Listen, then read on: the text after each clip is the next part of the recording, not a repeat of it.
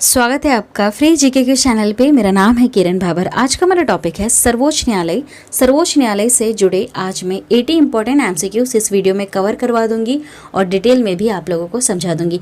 A to Z जितने भी concept इस टॉपिक से रिलेटेड है सारे आज इस वीडियो में कवर हो जाएंगे, तो वीडियो को लास्ट तक पूरा ज़रूर देखिएगा, स्किप नहीं करना है। ये वही सारे क्वेश्चन हैं जो अभी तक पूछे जा चुके हैं और इन फ्यूचर में भी पूछे जाएंगे। आप सभी से रिक्वेस्ट है चैनल को सब्सक्राइब करें और जो बेल है उस पर ऑल प्रेस ज़रूर कर लें।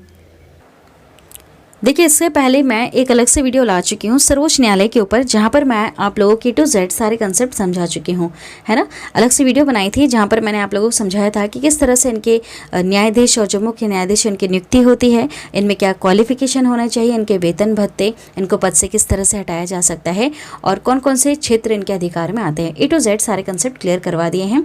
वीडियो आपको देखना है तो भारतीय संविधान करके आपको प्लेलिस्ट मिल जाएगी, उसमें आपको ये वीडियो मिल जाएगी, ठीक है, जिसका नाम है सर्वोच्च न्यायालय और सारे कंसेप्ट क्लियर करवा दिए हैं। यहाँ पर भी जो बहुत ज़्यादा इंपॉर्टेंट है उनको भी क्लियर करवाते चलूँगी। सबसे पहला क्वेश्चन है, भारतीय संविधान के किस भाग में संघीय न्यायपालिका का उल्लेख मिलता है? तो वह है भाग 5वां, ठीक है। भाग 5वें को हिंदी में हम संघ कहते हैं और इंग्लिश में यूनियन कहते हैं। इसमें उल्लेख मिलता है हमें क्या किसका? संघीय न्यायपालिका, ठीक है। न्यायपालिका में चारों चीज़ें आ जाती हैं, जैसे सर्वोच्च न्यायालय आता है, इसमें हाई कोर्ट भी आ जाता है, निचली अदालत, डिस्ट्रिक्ट कोर्ट, ठीक है, ये सारी चीज़ें आ जाती हैं और सबको पूरे को मिलाकर हम कहते हैं संघीय न्यायपालिका। आगे बढ़ते हैं, नेक्स्ट क्वेश्चन, संविधान के व्याख्याकार और संरक्षक कौन होते हैं?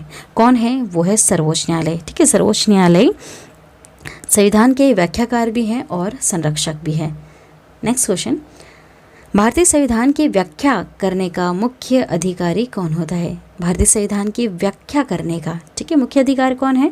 तो वो है सर्वोच्च न्यायालय। नेक्स्ट क्वेश्चन, निम्नलिखित में से किसके अंतर्गत भारत में सर्वप्रथम सर्वोच्च न्यायालय की स्थापना हुई थी? ठीक है, सर्वोच्च न्यायालय बहुत पहले इसकी स्थापना हो चुकी थी। रेगुलेटिंग अधिनियम आया था 1773 में। देखिए, जब अंग्रेजों का अधिकार था हमारे देश में, है ना, 1773, तब अंग्रेज़ों के टाइम में सर्वोच्च न्यायालय के जैसा एक स्ट्रक्चर बना दिया गया था, ठीक है। उसे सर्वोच्च न्यायालय के नाम से नहीं जाना जाता था, लेकिन इस तरह से एक ब्लॉक थी जहाँ पर ठीक इसी तरह से कार्य हुआ करता था, है ना। लेकिन क्योंकि उस समय अंग्रेज़ों का राज था तो वो पूरी तरह से अंग्रेज़ों के ही साथ चल रही थी वो चीज़, ठीक है। क्योंकि जो अभी जो हमारे देश में सर्वोच्च न्यायालय है वो ना अमीरों का है ना गरीबों का है, वो सब का है, ठीक है। लेकिन जो अंग्रेज़ों के ज़माने में था वो अंग्रेज़ों का ही था। चलिए आगे बढ़ते हैं। भारत के सर्वोच्च न्यायालय की स्थापना हुई थी, है ना, ये भारत सरकार अधिनियम आया था 1935, इसके अधीन ही भारत में सर्वोच्च न्यायालय की स्थापना करी हुई है। 1935 में आप जानते हो, मैं आपको पढ़ा चुकी हूँ, 200 से भी ज़्यादा अनुच्छेद जो 1935 भारत सरकार अधिनियम के समय में लिखे गए थे, उनको एज इट इज़ हमने हमारे जो आज जो संविधान हम फॉलो कर रहे हैं उसमें हमने ले लिया है, ठीक है। और ये मैं आपको समझा भी चुकी हूँ पहले भी प्रीवियस वीडियो में कि भारत सरकार अधिनियम 1935 आया था तो इसमें क्या क्या चीज़ें थी, ठीक है। तो उस समय लिखा जा चुका था, 1935 में भी पहले लिखा जा चुका था कि भारत में हमारे देश में एक सर्वोच्च न्यायालय तो होना चाहिए। नेक्स्ट, मूल रूप से संविधान में सर्वोच्च न्यायालय के में मुख्य न्यायाधीश के अतिरिक्त कितने न्यायाधीश की व्यवस्था है? ठीक है, मूल रूप से बात करी है, मतलब कि 1950 को जब हमारे देश में पूरी तरह से संविधान लागू हो चुका था तो उस समय कितने मुख्य न्यायाधीश और उसके जो अन्य न्यायाधीश होते हैं वो थे, ठीक है।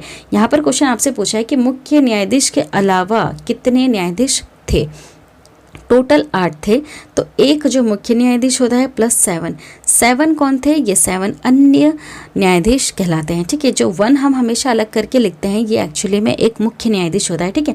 मूल रूप से जब हमारे देश का संविधान बनके तैयार हुआ था तब सिर्फ 8 मेंबर के बारे में बात करी हुई थी, जिसमें से एक मुख्य था और 7 अतिरिक्त न्यायाधीश थे, ठीक है। लेकिन काम का दबाव बढ़ता गया, जनसंख्या बढ़ती गई, तो 2019 तक आते आते, है ना, 2019 के बाद ये एक और अधिनियम आया था 2019 में, उसके बाद करीबन टोटल 34 मेंबर्स इसमें कर दिए गए। एक तो न्यायाधीश है, ठीक है, मुख्य न्यायाधीश, और 33 अन्य न्यायाधीश है ना।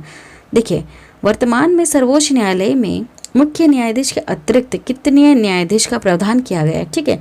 आप एक जब भी क्वेश्चन पढ़ रहे हैं, अभी 2021 चल रहा है, अगर 2025 में आप पढ़ रहे हैं तो प्लीज़ उस टाइम ज़रूर अपडेट रहेगा। 2021 की मैं बात करूँ तो वर्तमान में एक मुख्य न्यायाधीश है, उसके अतिरिक्त आपसे पूछा है, अतिरिक्त कितने 33 हैं, ठीक है, अतिरिक्त कितने हैं 33 न्यायाधीश का प्रावधान करके रखा है। 2019 में आया था ये अधिनियम, तब टोटल 33 न्यायाधीश रखने की बात हो गई थी, जिसमें से एक मुख्य न्यायाधीश है, ठीक है।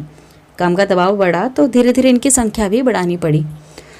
नेक्स्ट, उच्चतम न्यायालय के न्यायाधीशों की संख्या में वृद्धि करने की शक्ति किसके पास है? देखिए, उच्चतम न्यायालय में मेंबर्स बढ़ाने हैं, ये पावर एक्चुअली किसके पास है? ये संसद के पास पावर है, ठीक है।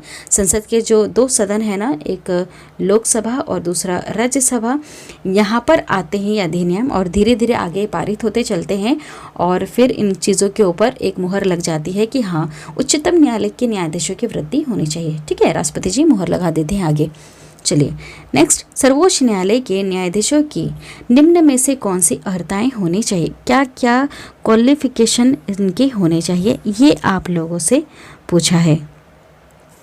तो देखिए, मैं आपको पहले भी समझा चुकी हूँ, पढ़ा दिया था मैंने आपको, जैसे कि एक भारत का नागरिक तो वो होना ज़रूरी है, और भी क्वालिफिकेशन होना चाहिए कि वह किसी एक या अधिक उच्च न्यायालय, मतलब कि हाई कोर्ट में, है ना, लगातार कम से कम 5 वर्षों तक वो न्यायाधीश रहा हो, मतलब जज रह चुका हो, या फिर वह व्यक्ति उच्च न्यायालय, है ना, हाई कोर्ट में लगातार उसने 10 साल तक किसी अधिवक्ता रहा हो। अधिवक्ता मतलब कि वकील, है ना, वकालत कर चुका हो। 10 साल का एक्सपीरियंस होना चाहिए वकील के रूप में, या फिर 5 साल का एक्सपीरियंस होना चाहिए जज के रूप में हाई कोर्ट में, ठीक है। तो वो व्यक्ति क्वालिफाई कर सकता है सर्वोच्च न्यायालय के न्यायाधीश बनने के लिए, मतलब कि वो योग्य है, ठीक है। या फिर एक और कंडीशन होती है कि वह एक पारंगत विधिवेत्ता हो, मतलब कि उसे बहुत ज़्यादा नॉलेज होना चाहिए कानून को लेकर, ठीक है। कानून को लेकर बहुत ज़्यादा अगर नॉलेज भी है तो सर्वोच्च न्यायालय का न्यायाधीश बन सकता है। तो इसका करेक्ट आंसर क्या होगा? मतलब कि उपयुक्त में से कोई भी अगर उसमें क्वालिटी है तो वो क्वालिफाई हो सकता है न्यायाधीश बनने के लिए। नेक्स्ट, उच्चतम न्यायालय के मुख्य न्यायाधीश की नियुक्ति कौन करता है? अब इनके मुख्य न्यायाधीश की नियुक्ति कौन करता है ना, यहाँ मुख्य न्यायाधीश के बारे में पूछा है आपसे, इसकी नियुक्ति कौन करते हैं? तो आप जानते हैं ये राष्ट्रपति जी करते हैं ना, ये नहीं लिखा है, ठीक है। राष्ट्रपति जी नियुक्ति करते हैं किसके? उच्चतम न्यायालय के मुख्य न्यायाधीश के, है ना। देखिए, सुप्रीम कोर्ट के बहुत सारे नाम हैं, जैसे उच्चतम न्यायालय, सुप्रीम कोर्ट और सर्वोच्च न्यायालय, तीनों एक ही चीज़ है जो दिल्ली में है, ठीक है। जो सबसे सर्वोच्च है न्यायपालिका में, सबसे ऊंचा सर्वोच्च यही है। चार्ट से मैंने आपको समझाया था प्रीवियस वीडियो में, सबसे ऊंचा सर्वोच्च हमारा सर्वोच्च न्यायालय है, उसके बाद हमारा हाई कोर्ट आता है, उसके बाद डिस्ट्रिक्ट आ जाता है, और उसके बाद फिर वो छोटे छोटे जो होते हैं निचली अदालतें, ये सब आती हैं, ठीक है। तो सबसे ऊंचा कौन सा है? सर्वोच्च न्यायालय। नेक्स्ट, भारतीय उच्चतम न्यायालय के न्यायाधीशों की नियुक्ति कौन करता है? ठीक है, देखिए, भारतीय जो मुख्य न्यायाधीश है उसकी नियुक्ति तो राष्ट्रपति करते हैं, लेकिन जो अन्य जो न्यायाधीश है, अब उसकी नियुक्ति कौन करता है? तो इसकी नियुक्ति भी हमारे राष्ट्रपति जी करते हैं, लेकिन ये किनके सलाह मशवरा पे करते हैं? जो मुख्य न्यायाधीश बनते हैं ना, उनके सलाह मशवरा पे करते हैं। नेक्स्ट, भारत के कार्यवाहक मुख्य न्यायाधीश की नियुक्ति कौन करता है? कार्यवाहक वर्ड यहाँ लगा है, इसका मतलब कि जब तक कि एक मेन मुख्य न्यायाधीश नहीं चुना जाए, उससे पहले कुछ समय के लिए तो उस पद को संभालने के लिए कोई व्यक्ति चाहिए ना, तो कार्यवाहक कहलाता है ना, मतलब कि कार्य कर रहा है बस वो कुछ समय के लिए, जब तक कि एक जो मेन इंसान है मुख्य न्यायाधीश वाला वो ना आ जाए, ठीक है। तो कौन इसकी नियुक्ति कर सकता है? वो राष्ट्रपति जी कर सकते हैं, ठीक है। राष्ट्रपति जी किसी ऐसे व्यक्ति को, किसी वरिष्ठ इंसान को ही मुख्य न्यायाधीश कुछ समय के लिए बना सकते हैं कार्यवाहक के रूप में, जब तक कि एक प्रॉपर वे में एक सही मुख्य न्यायाधीश की नियुक्ति ना हो जाए, ठीक है। पद काफ़ी बड़ा है, उसको खाली नहीं छोड़ सकते, इसलिए थोड़े समय के लिए किसी को बना देते हैं। नेक्स्ट, राष्ट्रपति सर्वोच्च न्यायालय के अन्य न्यायाधीशों की नियुक्ति में किससे परामर्श करते हैं? ठीक है, क्वेश्चन क्या पूछा आपसे? राष्ट्रपति जी सर्वोच्च न्यायालय के अन्य न्यायाधीश की नियुक्ति में के लिए किससे परामर्श लेगा? यहाँ प्रधानमंत्री जी के परामर्श नहीं होती है, यहाँ पर सर्वोच्च न्यायालय के मुख्य न्यायाधीश की ही परामर्श लेते हैं और अन्य न्यायाधीशों की नियुक्ति कर देते हैं। समझिए इसको, देखिए ये राष्ट्रपति जी हैं, ये हमारे मुख्य न्यायाधीश है, और ये जो 33 हैं अन्य न्यायाधीश, ठीक है। राष्ट्रपति जी इन मुख्य न्यायाधीश की नियुक्ति करेंगे, ठीक है। उसके बाद राष्ट्रपति जी जब ये अन्य न्यायाधीशों की नियुक्ति करेंगे ना, तब क्या करेंगे? जो मुख्य न्यायाधीश है इनसे परामर्श लेंगे और फिर इनकी नियुक्ति करेंगे, ठीक है। समझ गए आप?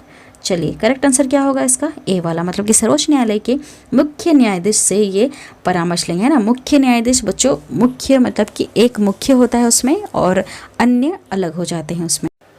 नेक्स्ट क्वेश्चन, सर्वोच्च न्यायालय में तदर्थ न्यायाधीशों की नियुक्ति किस देश की न्याय प्रणाली से प्रेरित है। तदर्थ न्यायाधीश वो न्यायाधीश होते हैं, जैसे कि जो अभी देखा जाए तो 34 टोटल न्यायाधीश होना चाहिए, है ना, सुप्रीम कोर्ट में, लेकिन इतने प्रेजेंट नहीं हैं, ठीक है। और इसमें से करीबन अगर 3 मेंबर भी नहीं प्रेजेंट है तो ऐसे में तदर्थ न्यायाधीश की नियुक्ति की जाती है, मतलब कि सिर्फ काम पूर्ति के लिए ना, आवश्यकता को मद्देनज़र देखते हुए ही कुछ न्यायाधीशों की नियुक्ति की जाती है, तो उनको कहते हैं तदर्थ न्यायाधीश, है ना। तो ये प्रणाली कौन से देश से ली गई है, तो ये फ्रांस के देश से ली गई है, ठीक है, तदर्थ न्यायाधीशों की नियुक्ति करने की, ठीक है। नेक्स्ट, भारतीय संविधान में तदर्थ न्यायाधीशों की नियुक्ति का प्रावधान है, ठीक है, प्रावधान दे रखा है।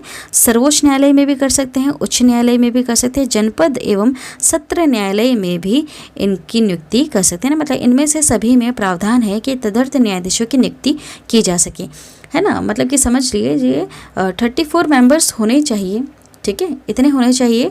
और गणपूर्ति अगर देखा जाए तो 1/10, है ना, 34 मेंबर टोटल हैं, उसमें से अगर 3 मेंबर भी प्रेजेंट नहीं हैं और किसी चीज़ को लेकर सुनवाई करनी है तो ऐसे में क्या करें, मेंबर्स ही नहीं है लेकिन सुनवाई करना ज़रूरी है, तो ऐसे में जो तदर्थ न्यायाधीश होते हैं वो यहाँ पर आकर बैठ जाते हैं और ये मतलब कि आवश्यकता के अनुसार ये फिर इस कार्य में भाग ले लेते हैं। इसलिए तदर्थ न्यायाधीशों की नियुक्ति करना पड़ता है, वो चाहे अब सुप्रीम कोर्ट हो, हाई कोर्ट हो या फिर जनपद, ये जो छोटे छोटे जनपद एवं सत्र न्यायालय हैं वहाँ पर इनकी नियुक्ति कर दी जा सकती है, ठीक है। बस इसी वजह से कि जब एब्सेंट रहते हैं जो उनके मेन मेंबर्स हैं तो इनका प्रयोग कर सकें हम।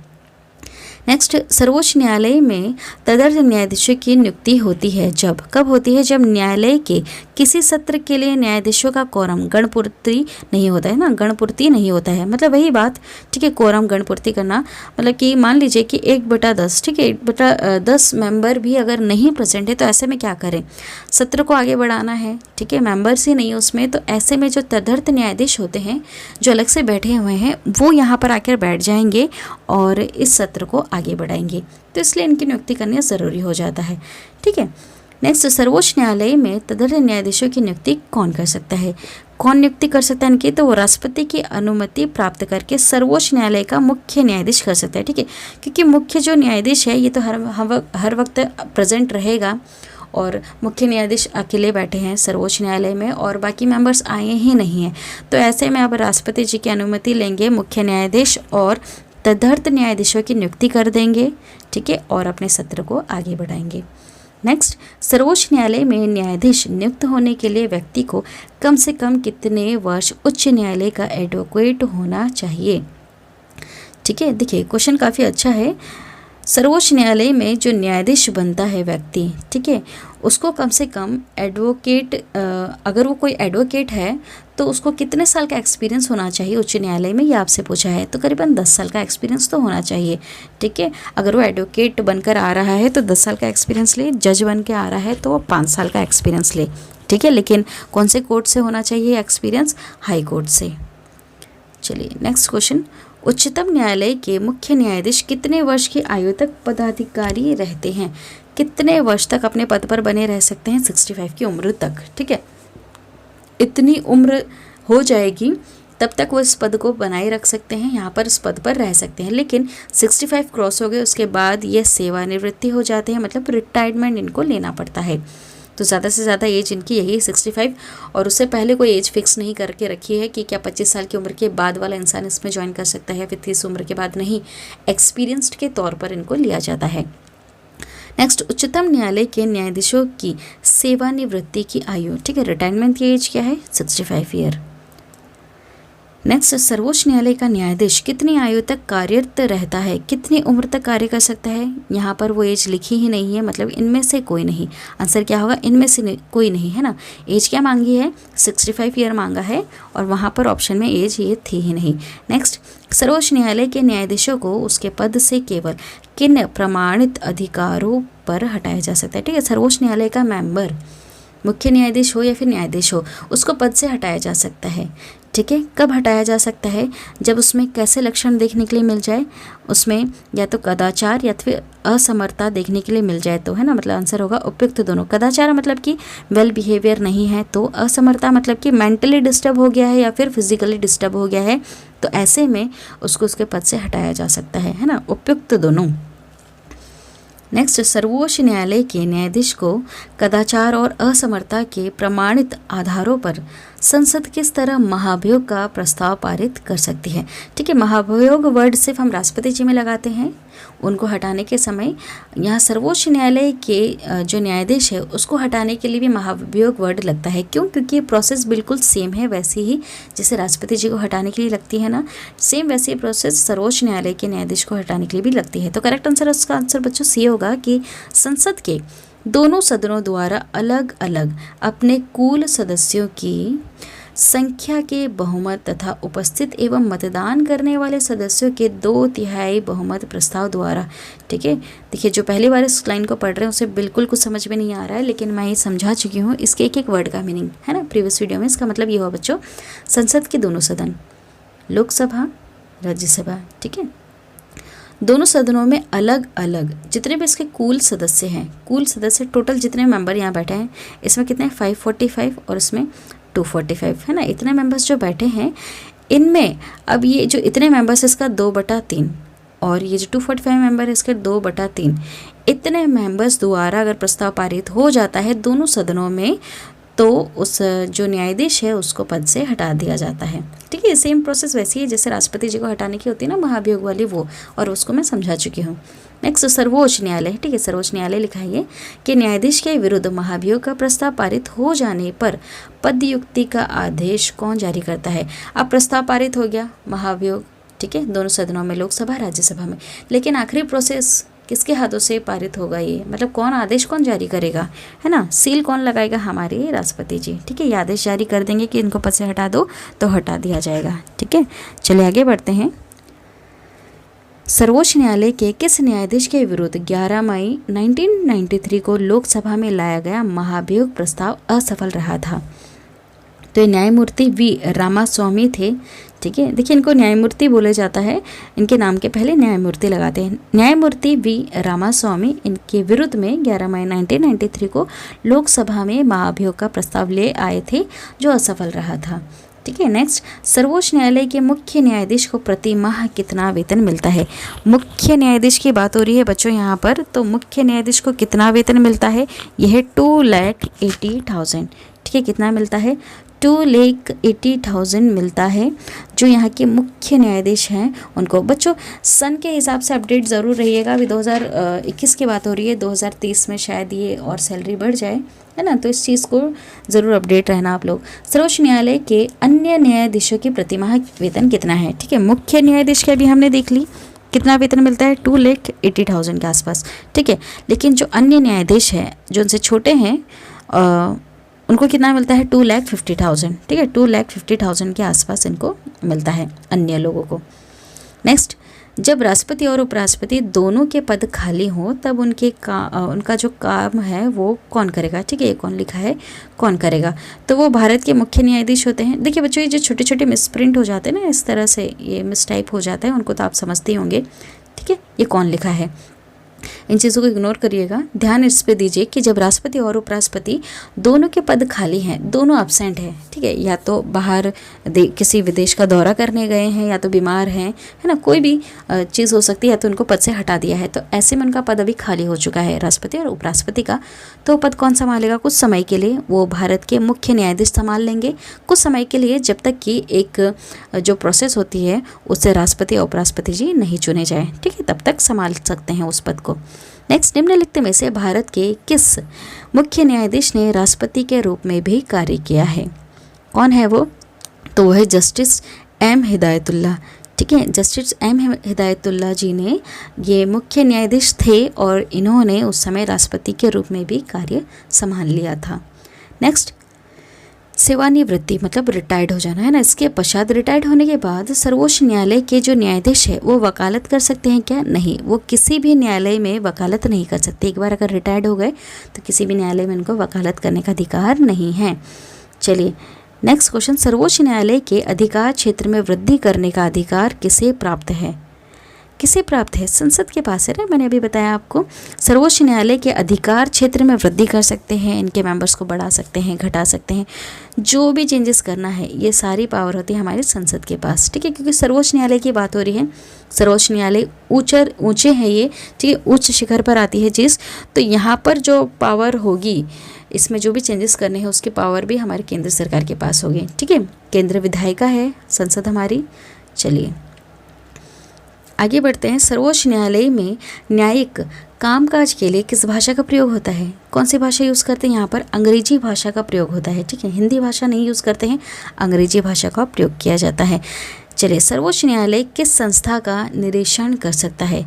किस संस्था का निरीक्षण कर सकता है? तो ये है कि अधीनस्थ न्यायालय का, ठीक है। नेक्स्ट क्वेश्चन, भारत में न्यायपालिका बच्चों तीनों को बोलते हैं, सुप्रीम कोर्ट, हाई कोर्ट और ये डिस्ट्रिक्ट कोर्ट भी हो गई, डिस्ट्रिक्ट कोर्ट हो गई, या फिर निचली अदालतें जो भी होती है ना वो सब यहाँ आ जाती हैं, ठीक है। तो इन सब को मिलाकर हम कहते हैं न्यायपालिका। तो ये कैसे कार्य करती है? ये स्वतंत्र रह के कार्य करती है, किसी के अधीन में कार्य नहीं करती है, ठीक है। स्वतंत्र है अपना हर फैसला लेने के लिए।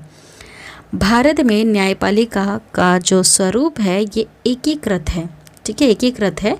जैसे मैंने अभी ये बताया ना आपको, सबसे ऊंचा होता है सुप्रीम कोर्ट, उसके बाद होता है हाई कोर्ट, फिर आ जाता है हमारा डिस्ट्रिक्ट कोर्ट, और फिर वो जो निचली अदालतें हैं, ठीक है, वो सारी चीज़ें आती हैं। तो सबसे ऊंचा क्या है? सुप्रीम कोर्ट है, सर्वोच्च में सुप्रीम कोर्ट है। ये सब एक हरी है ना, इनके बीच में पावर का डिस्ट्रीब्यूशन नहीं है, ये कार्य एक साथ करती हैं, एक जैसा कार्य करती हैं, इसलिए इनको एकीकृत कहा जाता है, और इन सबको मिलाकर हम न्यायपालिका कहते हैं। नेक्स्ट, राष्ट्रपति और उपराष्ट्रपति के निर्वाचन में विवाद के फैसलों को किसको प्रस्तुत किया जा सकता है? मतलब किसको प्रस्तुत किया जाता है, ठीक है। देखिए पढ़ा चुके हैं मैं आप सभी लोगों को पहले भी, राष्ट्रपति और उपराष्ट्रपति से रिलेटेड जब चुनाव होता है इनका और कोई विवाद खड़ा हो जाए तो इसके बारे में फैसला कौन लेता है? फिर अब ये लेता है भारत का उच्चतम न्यायालय, ठीक है। कहाँ जाता है ये विवाद? उच्चतम न्यायालय चला जाता है, और उच्चतम न्यायालय जो भी डिसीजन ले ले उसको मानना पड़ता है फिर। नेक्स्ट, राष्ट्रपति और उपराष्ट्रपति से संबंधित चुनाव विवादों को सुलझाने का अधिकार उच्चतम न्यायालय को है। यह उसका क्या है? मौलिक अधिकार है। ये क्या होता है? मौलिक अधिकार होता है उच्चतम न्यायालय का, ठीक है, कि वो राष्ट्रपति और उपराष्ट्रपति के जो इनसे रिलेटेड जो भी चुनाव का जो विवाद आया है उसको सुलझाए, और एक तरह का मौलिक अधिकार है उच्चतम न्यायालय का। नेक्स्ट, राष्ट्रपति कानूनी मामलों में किससे परामर्श ले सकता है? कानूनी रिलेटेड अगर कोई मामले हैं तो परामर्श किससे ले सकते हैं? वो सर्वोच्च न्यायालय से ले सकते हैं, राष्ट्रपति जी। लेकिन सर्वोच्च न्यायालय जो डिसीज़न देते हैं राष्ट्रपति जी को, या फिर जो भी वो बताते हैं, अपनी बात रखते हैं, उसको माने या नहीं माने ये राष्ट्रपति जी के ऊपर डिपेंड करता है, ठीक है। लेकिन पूछ ज़रूर सकते हैं, सलाह मशवरा ज़रूर कर सकते हैं। नेक्स्ट, उच्चतम न्यायालय को परामर्शदात्री बनाया गया, ठीक है। परामर्शदात्री बनाया गया, इसका मतलब समझ लीजिए, मतलब कि राष्ट्रपति को यह अधिकार है कि वह सार्वजनिक महत्व के विवादों पर सर्वोच्च न्यायालय का परामर्श मांग सकता है, लेकिन न्यायालय के परामर्श को वो स्वीकार करे या ना करे ये राष्ट्रपति जी के ऊपर डिपेंड करता है, ठीक है। तो ये कौन सा अनुच्छेद कहता है? अनुच्छेद 143, ठीक है, 143 कहता है कि उच्चतम न्यायालय राष्ट्रपति जी को क्या दे? सलाह मशवरा, उनके मतलब कि परामर्श दे सकते हैं, लेकिन राष्ट्रपति जी इस चीज़ को फॉलो करे या नहीं करे ये उनके ऊपर है, ठीक है। अनुच्छेद 143 ये परमिशन दे देता है। नेक्स्ट, न्यायिक पुनर्विलोकन का अधिकार किसे प्राप्त है?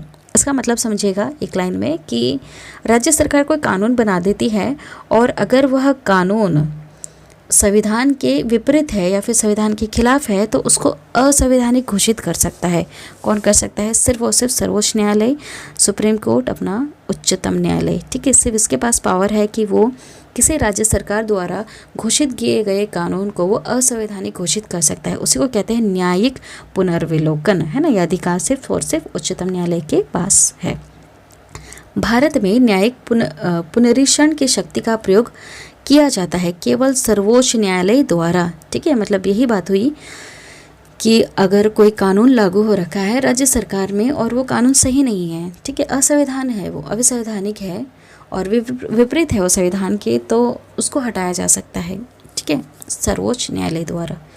उच्चतम न्यायालय के न्यायिक पुनरीक्षण कार्य का क्या अर्थ है? ठीक है, क्या अर्थ है इसका? मतलब क्या होता है कि कानूनों की संवैधानिक वैधता का पुनरीक्षण करना। वही मतलब जो भी मैंने बताया आपको, सिंपल तरीके से इसको वापस समझ लीजिए। इसका मतलब ये हुआ कि न्यायिक पुनर्विलोकन का अर्थ है कि, क्या अर्थ होता है न्यायिक पुनर्विलोकन का? मतलब कि इसका मतलब होता है किसी भी राज्य के कानून को अवैध घोषित कर सकता है ये। ठीक है, और ये पावर है सर्वोच्च न्यायालय के पास। ठीक है, सर्वोच्च न्यायालय को लगता है कि कोई ऐसा कानून जो किसी राज्य सरकार ने ज़बरदस्ती बना दिया और वो एक्चुअल में संविधान के खिलाफ है, जो नहीं बनाना चाहिए, वहाँ की जनता परेशान हो रही है, तो उसको असंवैधानिक घोषित कर सकता है हमारा सर्वोच्च न्यायालय। उसको सिंपल सा वर्ड एक दे रखा है इन्होंने, जिसे हम कहते हैं न्यायिक पुनर्विलोकन। ठीक है, इस वर्ड से इसको जाना जाता है, इस प्रोसेस को। नेक्स्ट क्वेश्चन, न्यायिक पुनर्विलोकन में न्यायालय को निम्नलिखित अधिकार प्राप्त है। कौन कौन से अधिकार प्राप्त है? यदि कोई कानून या आदेश संविधान के विपरीत हो तो उसे असंवैधानिक घोषित करना। ठीक है, नेक्स्ट, न्यायिक पुनर्विलोकन की व्यवस्था कहाँ कहाँ देखने के लिए मिलती है? हमारे प्यारे भारत में और USA दोनों देशों में ये न्यायिक पुनर्विलोकन की व्यवस्था देखने के लिए मिलता है।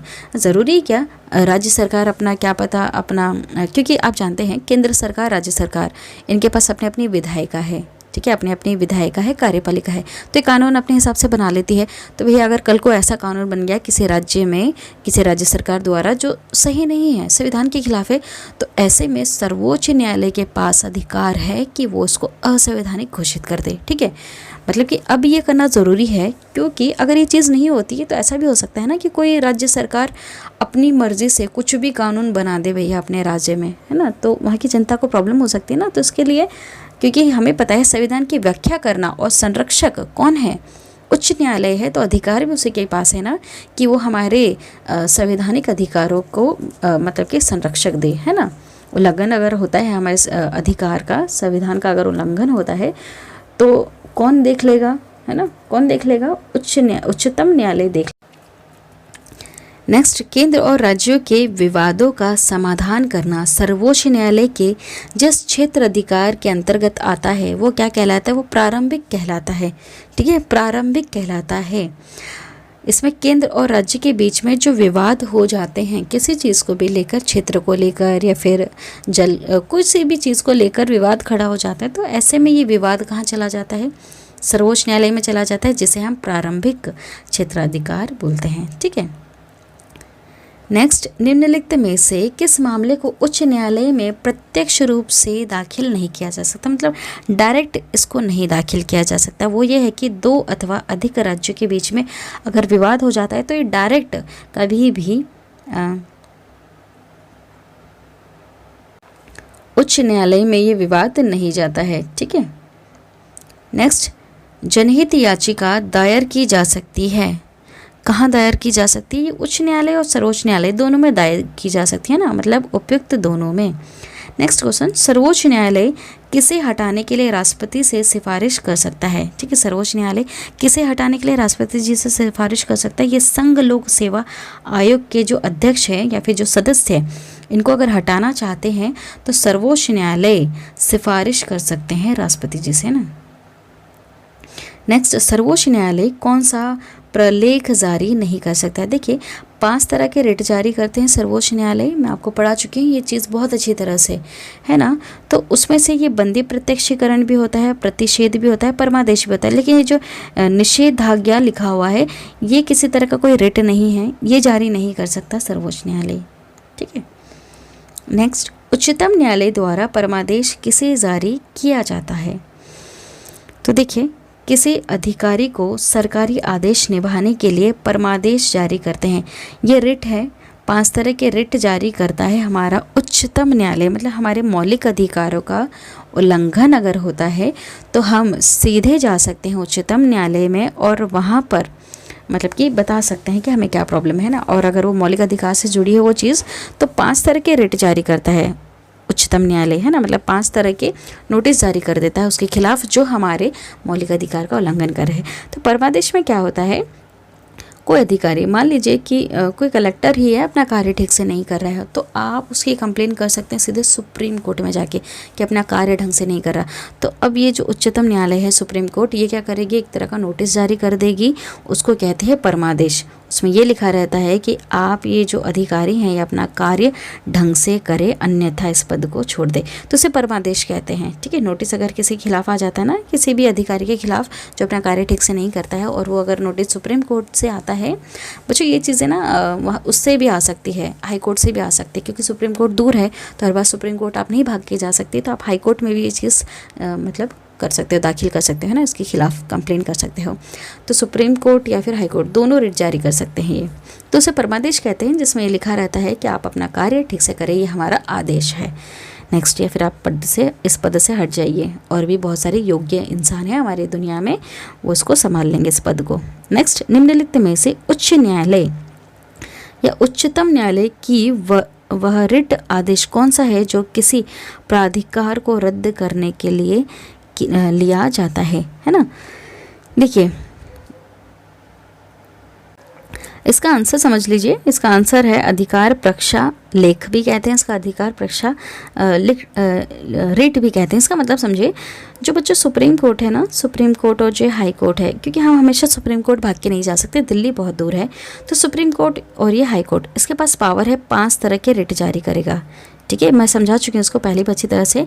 5 तरह के रिट होते हैं, जैसे पहला है बंदी प्रत्यक्षीकरण, दूसरा है परमादेश, जिसे अभी मैंने समझा दिया, तीसरा है प्रतिषेध लेख, चौथा है उत्प्रेषण, और 5वां है अधिकार प्रक्षालेख। अधिकार प्रक्षालेख में क्या लिखा है कि जब कोई व्यक्ति ऐसे पद पर काम करता है जो उसका पद है ही नहीं, है ना, मतलब कि वो एक पुलिस वाला है लेकिन वो ज़बरदस्ती स्कूल में जाके पढ़ा रहा है, तो ऐसे में अगर उसकी कंप्लेन कर देते हैं सुप्रीम कोर्ट या हाई कोर्ट में जाके कि ये ज़बरदस्ती कार्य वो कर रहा है जिस पद के लिए बना ही नहीं है, तो ऐसे में उसको जवाब देना होगा, ठीक है, सुप्रीम कोर्ट या हाई कोर्ट को, कि क्यों तुमने भैया इस पद को संभाला, ज़बरदस्ती तुम ये कार्य क्यों कर रहे हो। अगर वो सही नहीं दे पाता है ना, सही अगर वो नहीं जवाब दे पाता है, तो उसको कहते हैं कि आप ये दूसरा कार्य ना करें, जिस पद के लिए आप बने हो वही कार्य करें ना, दूसरा कार्य नहीं करें, तो इसको प्राधिकार को रद्द करना कहते हैं, ठीक है। मतलब उसमें ये लिखा रहता है कि आप जो ये कार्य कर रहे हैं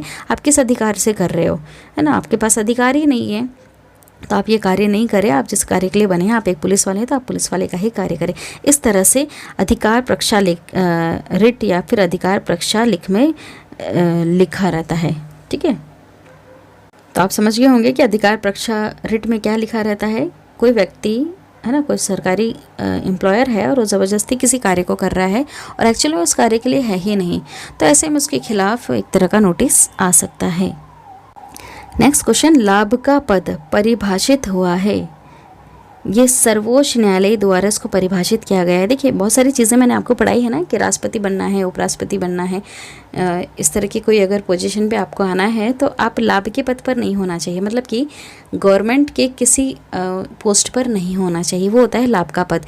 तो ये परिभाषित किसने किया है इसको, कि लाभ का पद का क्या मीनिंग है, तो ये सर्वोच्च न्यायालय द्वारा इसको परिभाषित किया गया है, ठीक है। कुछ क्वालिफिकेशन मांगते हैं ना राष्ट्रपति जी बनने के लिए, तो उसमें लाभ के पद पर नहीं होना चाहिए कोई व्यक्ति। इसका मतलब क्या होता है, ये किसने परिभाषित किया है, सर्वोच्च न्यायालय ने, है ना।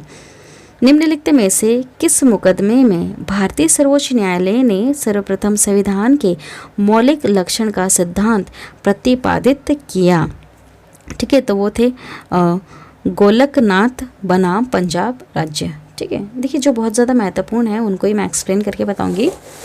नेक्स्ट क्वेश्चन, भारतीय संविधान का कौन सा अनुच्छेद संवैधानिक विवाद में सर्वोच्च न्यायालय के अपीलीय क्षेत्राधिकार से संबंधित है, ठीक है, तो वो इसका करेक्ट आंसर ये है अनुच्छेद 134 का ए को मिलाकर अनुच्छेद 133 को पढ़ना, ठीक है। नेक्स्ट, केंद्र और राज्य के बीच होने वाले विवादों का निर्णय करने की भारत के उच्चतम न्यायालय की शक्ति आती है ना, तो ये है इसकी मूल अधिकारिकता के अंदर ही आता है। ठीक है, इसकी ये मूल अधिकारिकता के अंदर आता है। नेक्स्ट, भारत का उच्चतम न्यायालय कानूनी तथ्य के मामलों में राष्ट्रपति को परामर्श देता है। ठीक है, देता है, लेकिन तभी जब वह ऐसे परामर्श के लिए कहता है। ठीक है, मतलब कि उच्चतम न्यायालय कानूनी तथ्य के मामले में राष्ट्रपति जी को परामर्श तो दे सकता है, लेकिन ज़बरदस्ती नहीं। अगर राष्ट्रपति जी सलाह मांगेंगे, परामर्श मांगेंगे तभी देगा, ज़बरदस्ती नहीं देगा उच्चतम न्यायालय। ठीक है, हर बार कानूनी तथ्यों को लेकर राष्ट्रपति जी को परामर्श नहीं देगा। ठीक है, तो इसका आंसर ये हुआ तभी जब वह ऐसे परामर्श के लिए कहता है। राष्ट्रपति जी अगर कहेंगे ना उच्चतम न्यायालय को कि आप कानूनी जो भी तथ्य है उसके मामले में हमें परामर्श दे, तभी देगा। नेक्स्ट, राष्ट्रपति मानव अधिकार आयोग के अधिनियम 1993 के अनुसार निम्नलिखित में से कौन इस आयोग का अध्यक्ष बन सकता है? राष्ट्रपति मानव अधिकार आयोग के अधिनियम 1933 के अनुसार, है ना, इस आयोग का अध्यक्ष कौन बन सकता है?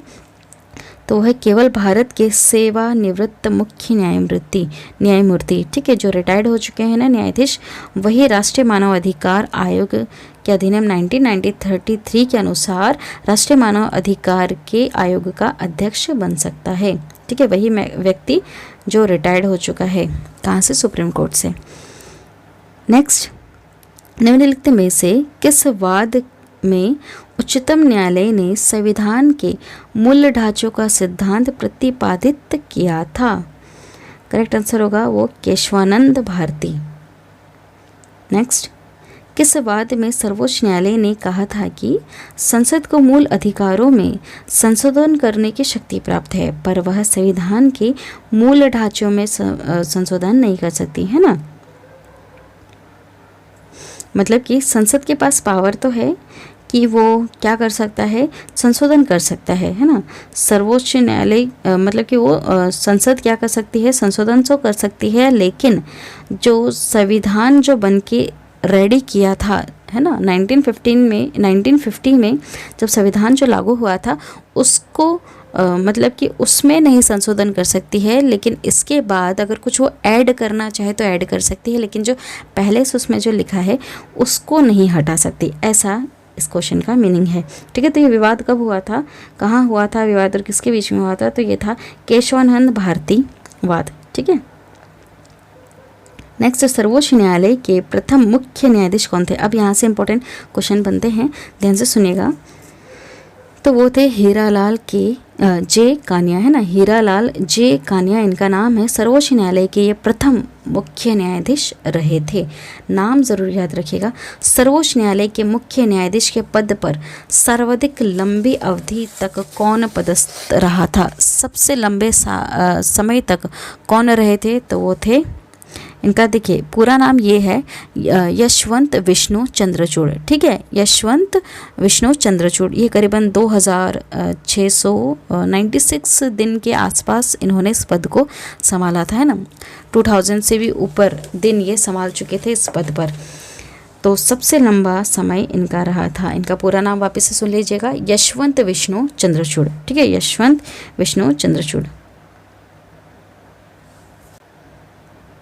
नेक्स्ट क्वेश्चन, सर्वोच्च न्यायालय के मुख्य न्यायाधीश के पद पर सबसे कम समय तक कौन आसीन रहा है? सबसे कम समय तक कौन आसीन रहा है? सिर्फ 17 दिन तक इन्होंने ये पद संभाला था। वो थे कमल नारायण सिंह। ठीक है, कमल नारायण सिंह। सिर्फ 17 दिन तक इन्होंने इस पद को संभाल के रखा था। नेक्स्ट क्वेश्चन, सर्वोच्च न्यायालय के किस मुख्य न्यायाधीश ने 20 जुलाई 1969 से 24 अगस्त 1969 तक कार्यकारी राष्ट्रपति के रूप में कार्य किया था, है ना। कार्यकारी राष्ट्रपति के रूप में भी कार्य कर चुके हैं और ये मुख्य न्यायाधीश भी थे, है ना। इस चीज़ को ध्यान दीजिएगा तो आप आंसर जल्दी पकड़ लोगे। मैं आपको बता चुकी हूँ, ये थे, हाँ जी, ये थे HM हिदायतुल्लाह। ठीक है, ये मुख्य न्यायाधीश के पद पर थे और इन्होंने कुछ समय के लिए कार्यकारी राष्ट्रपति रूप में भी इन्होंने कार्य किया था। चलिए नेक्स्ट, वर्ष 1973 में सर्वोच्च न्यायालय के किस मुख्य न्यायाधीश की नियुक्ति के समय प्रथागत वरिष्ठता के सिद्धांत को पहली बार त्यागा गया था? तो करेक्ट आंसर है ये AN रे, R। ठीक है, NN रे। इतना ज़्यादा इंपॉर्टेंट नहीं है, जो बहुत ज़्यादा इंपॉर्टेंट है ना बच्चों उसको मैं डिस्कस करके समझाऊंगी। नेक्स्ट, निम्नलिखित में उच्चतम न्यायालय की सबसे पहली महिला न्यायाधीश, जी हाँ ये ज़रूरी है, सबसे पहली महिला न्यायाधीश कौन थी उच्चतम न्यायालय की, है ना, तो वो थी फातिमा बीबी। ठीक है, इनका नाम है फातिमा बीबी, ये उच्चतम न्यायालय की सबसे पहली महिला न्यायाधीश बनी थी। नेक्स्ट, संविधान की व्याख्या करने का अंतिम अधिकार किसे प्राप्त है, जी हाँ सर्वोच्च न्यायालय को है। ठीक है, नेक्स्ट, निम्नलिखित में से किसके मामले उच्च न्यायालय व उच्चतम न्यायालय दोनों की अधिरक्ता में आते हैं। कौन से मामले जो दोनों में आते हैं, वो है मूल अधिकारों का संरक्षण करना, है ना, रिट जारी करना, है ना, रिट जारी जो करते हैं ना, रिट, उसका पावर दोनों के पास है ना, मूल अधिकारों का संरक्षण करने का पावर दोनों के पास है, उच्चतम न्यायालय और उच्च न्यायालय दोनों के पास ये अधिकार वाला क्षेत्र आ जाता है। नेक्स्ट क्वेश्चन, कौन सा अनुच्छेद सर्वोच्च न्यायालय को अभिलेख न्यायालय का स्थान प्रदान करता है। ठीक है, कौन सा अनुच्छेद है वो जो सर्वोच्च न्यायालय को अभिलेख न्यायालय का भी स्थान दे देता है, तो है अनुच्छेद 129। ठीक है, नेक्स्ट, निम्नलिखित में से कौन सबसे पहली महिला वकील, है ना, महिला वकील हैं जिनको सीधे उच्चतम न्यायालय के न्यायाधीश के रूप में नियुक्त किया गया है। ये पहले महिला वकील थी और सीधे ये उच्चतम न्यायालय में न्यायाधीश के रूप में नियुक्त कर दी गई। वो थी इंदु मल्होत्रा जी। ठीक है, कौन है, इंदु मल्होत्रा जी।